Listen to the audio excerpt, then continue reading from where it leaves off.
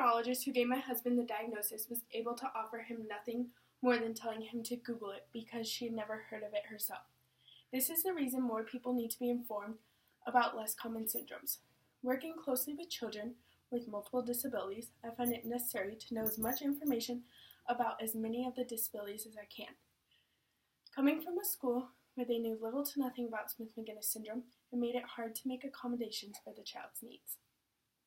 Today I'd like to talk to you about the basics of Smith-Magenis syndrome, informing you first of what the syndrome is, second, the symptoms of the syndrome, and third, how to take care of someone with Smith-Magenis in a home setting and a school setting.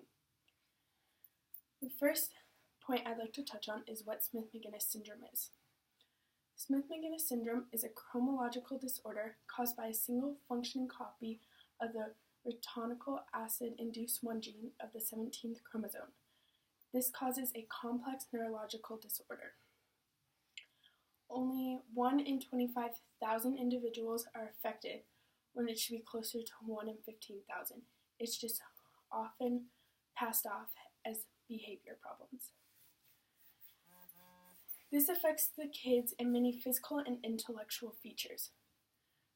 Some of them are mental retardation, sleep disturbance, craniofacial and skeletal abnormalities, self-injury, attention-seeking behaviors, and speech and motor delays. Now that we've discussed the basics of Smith-Magenis syndrome, let's look closely at what symptoms are and how they affect the kid. The first symptom of Smith-Magenis syndrome are the physical traits. Many of the kids have a short stature with a broad chest. They also have a broad square-shaped face with a depressed nasal bridge and either a lip facing inward or outward. Mental retardation is another symptom of Smith-Magenis syndrome. This can be mild to moderate. IQs usually range from 20 to 78. As they get older, they do increase. People with Smith-Magenis syndrome have bad short-term memory but good long-term memory. They have a hard time with speech because many of them lose their hearing or are born without it. 60% lose it. Some of the neurological features are decreased sensitivity to pain. This is what leads to self-injury because they cannot feel what they are doing to themselves. One major symptom of Smith-Magenis syndrome is sleep disturbance. It is one of the earliest diagnostic indicators. They have an inverted circadian rhythm of melatonin.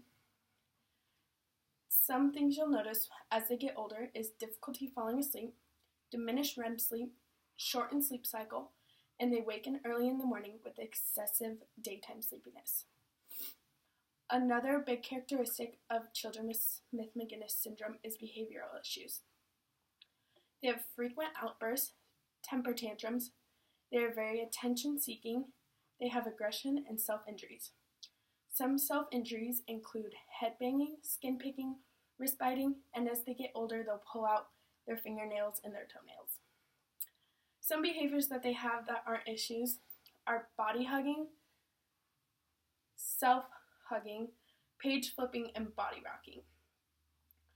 Now that we know everything about Smith-Magenis syndrome, let's see how to take care of someone with Smith-Magenis syndrome.